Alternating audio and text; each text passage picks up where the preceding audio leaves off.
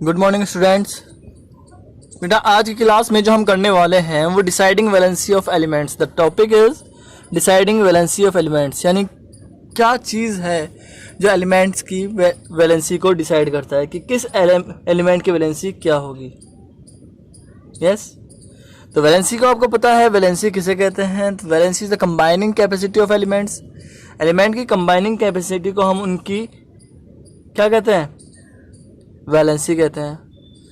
तो यहाँ पर एक चीज़ पढ़नी ज़रूरी है आप लोगों के लिए, उसे हम बोलते हैं ऑक्टेट रूल। क्या बोलते हैं? Octet rule. ऑक्टेट रूल क्या कहता है?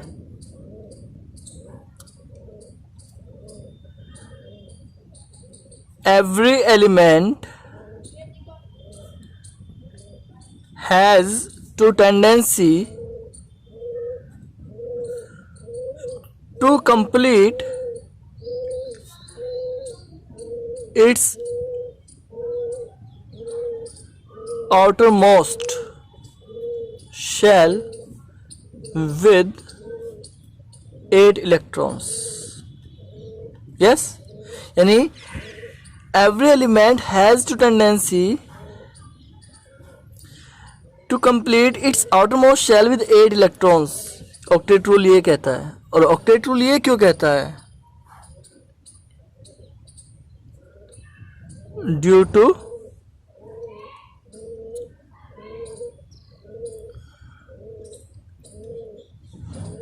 inertness with 8 electrons of noble gases.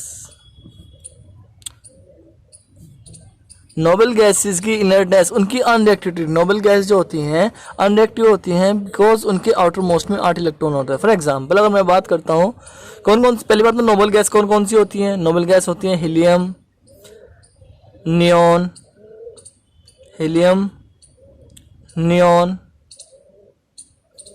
Argon and so on. तो दीज आर क्या, इनका अगर हम इलेक्ट्रॉनिक कन्फिग्रेशन देखें बेटा, हीलियम को सिंबलाइज करते हैं, यानी सिंबल है उसका He, उसका एटॉमिक नंबर 2 है तो उसकी इलेक्ट्रॉनिक कन्फिग्रेशन 2 रही। जबकि हम बात करते हैं नियॉन की, उसका एटॉमिक नंबर 10 है 2 8।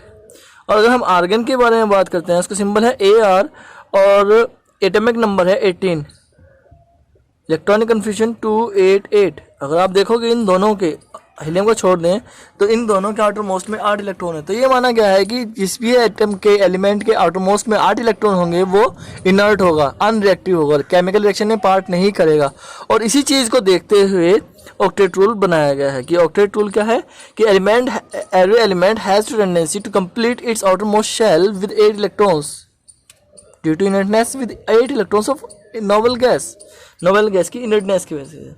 अब क्वेश्चन एराइज होता है कि इनकी वैलेंसी को हम कैसे डिसाइड करेंगे। हम इस तरह डिसाइड करते हैं कि कोई भी एलिमेंट अपने आउटर मोस्ट शेल में जितने इलेक्ट्रॉन इन्वॉल्व करता है 8 इलेक्ट्रॉन कंप्लीट करने के लिए, उसे उसकी हम वैलेंसी बोलते हैं। कैसे डिसाइड कैसे करते हैं?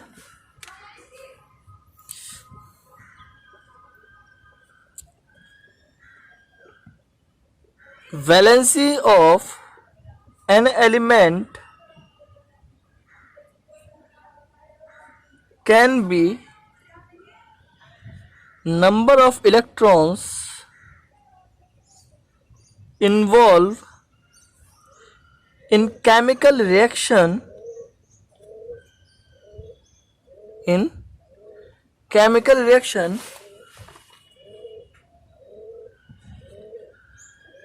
to complete its 8 electrons in its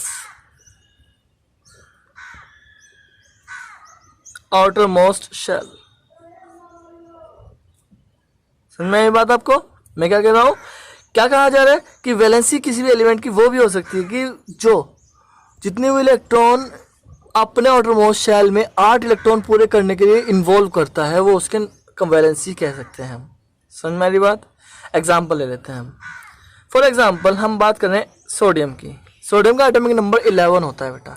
अगर मैं इलेक्ट्रॉनिक कन्फिग्रेशन करता हूँ 281, अब इसे थर्ड शेल में इलेक्ट्रॉन कंप्लीट करने के लिए कितने चाहिए? +7।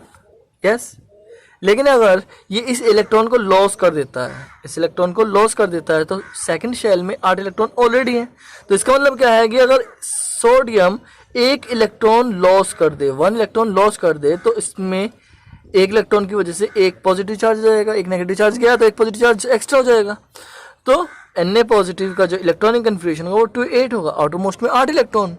तो इसका मतलब क्या हुआ? उसने केवल एक इलेक्ट्रॉन लॉस करने पर 8 इलेक्ट्रॉन का इलेक्ट्रॉनिक कन्फिग्रेशन पा लिया।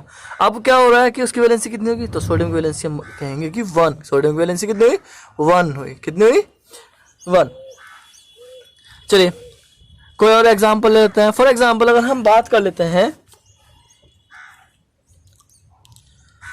ऑक्सीजन की। ऑक्सीजन का एटॉमिक नंबर 8 होता है, इलेक्ट्रॉनिक कन्फिग्रेशन 2 6। अब क्या होगा? ये इलेक्ट्रॉन या तो गेन करेगा या शेयर करेगा। अब सपोज करो इसने इलेक्ट्रॉन गेन किया, 2 इलेक्ट्रॉन की कमी है तो इसने 2 इलेक्ट्रॉन गेन कर लिए, तो O पर 2 नेगेटिव चार्ज हो जाएगा। अब इलेक्ट्रॉनिक कन्फिग्रेशन क्या हो गया? 2 8 हो गया, आउटरमोस्ट में 8 इलेक्ट्रॉन हो गए। दैट मीन्स ये कंप्लीट हो गया, या फिर कह लीजिए इसकी जो ऑक्टेट था वो कंप्लीट हो गया। तो इसका मतलब क्या होगा? इसकी वैलेंसी कितनी होगी? 2। क्योंकि इसने 2 इलेक्ट्रॉन इन्वॉल्व किए हैं केमिकल रिएक्शन में पार्ट करने के लिए। समझ में आ रही बात? तो यही चीज़ ऑक्टेट कंप्लीट करने के लिए इसने 2 इलेक्ट्रॉन, तो यही चीज़ हमें ध्यान रखनी है हर जगह पर। समझ में आ रही बात? तो वैलेंसी जो है किसी भी एटम की डिसाइड कौन करता है? कि number of electrons involve in chemical reaction. याद रहेगा बेटा आपको। तो यही चीज़ है। अब हम एक एग्जांपल ले लेते हैं। हम ग्रुप नंबर पीरियड हम बात करते हैं लिथियम की, हम बात करते हैं मैग्नीशियम की, then boron, beryllium, carbon, nitrogen, oxygen and fluorine. Okay, तो एटॉमिक नंबर अगर मैं लिखता हूँ तो मैग्नीशियम,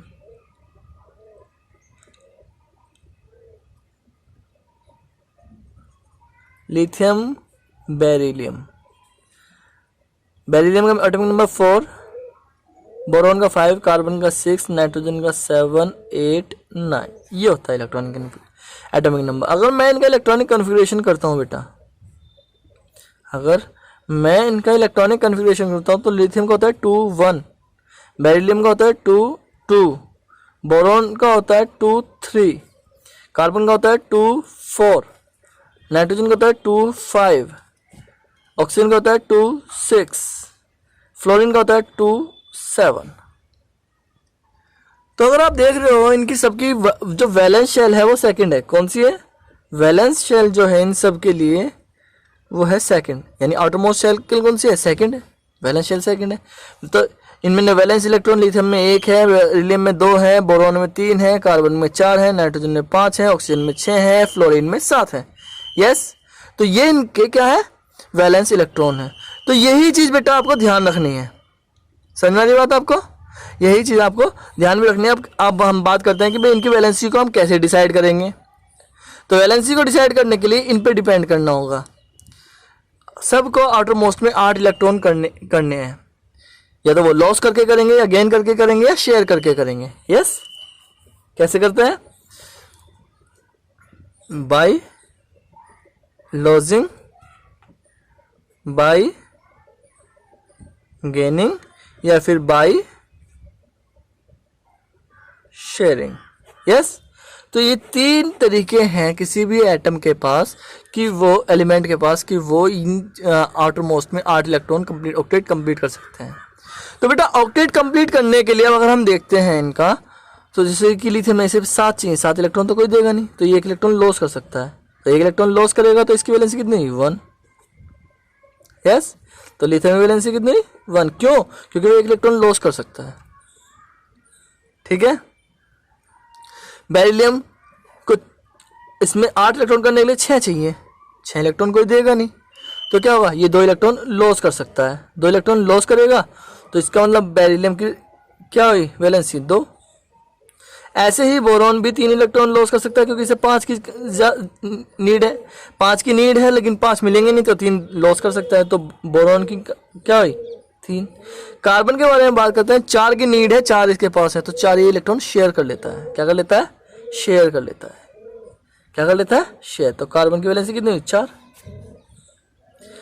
नाइट्रोजन के बारे में बात करते हैं, तो नाइट्रोजन के पास 5 है, 3 की नीड है। यस, कितने की नीड है? 3 की नीड है। अब ये 3 इलेक्ट्रॉन है तो शेयर करेगा या गेन कर सकता है, तो इसकी वैलेंसी 3 हुई। ऑक्सीजन के बारे में बात कर लेते हैं, तो ऑक्सीजन को 2 की नीड है, तो ये भी शेयर कर सकता है या फिर गेन कर सकता है। फ्लोरीन की यहाँ भी सेम केस है, तो फ्लोरीन का 1 की नीड है। तो अगर आप देख रहे हो तो वैलेंसी बेटा 1 2 3 4 3 2 1 इस तरीके से बढ़ती घटती रहती है। यानी आप किस पे डिपेंड करती है वैलेंसी? वैलेंस इलेक्ट्रॉन पे डिपेंड करती है। तो वैलेंस इलेक्ट्रॉन जितने होंगे उसके बाद हमेशा याद रखना, अगर आपको एक चीज़ याद रखनी है, किसी के भी आउटरमोस्ट में 1 2 3 होंगे तो वो हमेशा इलेक्ट्रॉन लॉस करेंगे। क्या करेंगे? इलेक्ट्रॉन लॉस करेंगे। जिसके आउटरमोस्ट में 4 होंगे, कार्बन से अलग और भी हो सकते हैं, तो वो हमेशा शेयर ही करेंगे। जिनके आउटरमोस्ट में 5 6 या फिर 7 इलेक्ट्रॉन होंगे, वो दो काम कर सकते हैं, या तो वो इलेक्ट्रॉन गेन कर सकते हैं या फिर वो इलेक्ट्रॉन शेयर कर सकते हैं। अगर वो गेन कर रहे हैं तो इसका मतलब क्या कर रहे हैं? ये वो जब मेटल से रिएक्शन करेंगे, react with metal, react with metal. अगर वो गेन कर रहे हैं तो रिएक्ट विद मेटल कर रहे हैं, और अगर वो शेयर कर रहे हैं तो वो किससे रिएक्ट कर रहे हैं? React with non metal. समझ में आ रही बात? अगर वो नॉन मेटल से रिएक्शन कर रहे हैं तो रिएक्ट क्या करेंगे? शेयर करेंगे, और अगर मेटल से रिएक्शन करेंगे तो वो इलेक्ट्रॉन गेन करेंगे। तो ये चीज़ समझ में आ रही है बेटा आपको? तो आपको यही चीज़, अब यहाँ पर एक क्वेश्चन अराइज होता है कि मैंने कहा कि ऑक्टेट कंप्लीट करना है, लेकिन यहाँ पर जब हम लिथियम बेरिलियम बोरॉन का केस ले रहे हैं तो वो क्या कर रहे हैं? वो इलेक्ट्रॉन लॉस करके अपने आउटरमोस्ट में 2 इलेक्ट्रॉन कर लेता है। यस, तो बेटा बात ये है कि शेल कंप्लीट होनी चाहिए। वैसे तो कंप्लीट शेल 8 इलेक्ट्रॉन की मानी जाती है, लेकिन फर्स्ट शेल में क्योंकि 2 ही इलेक्ट्रॉन आते हैं, K11 में K में केवल 2 ही इलेक्ट्रॉन आते हैं, तो इसलिए यहाँ पर हम ऑक्टेट की जगह डुप्लेट का यूज़ करते हैं, यानी डबल 2 इलेक्ट्रॉन आने की बात करते हैं। Is that clear? तो ये थी वैलेंसी। वैलेंसी आपको समझ में आ गया होगी कौन डिसाइड करता है? तो वैलेंसी डिसाइड करता है वैलेंस इलेक्ट्रॉन की। वैलेंस इलेक्ट्रॉन जितने ज़्यादा होंगे या जितने भी होंगे उसके बेस पर हम वैलेंसी डिसाइड करते हैं किसी भी एलिमेंट की। तो ये आज आपका चैप्टर कंप्लीट हो गया है। Thank you.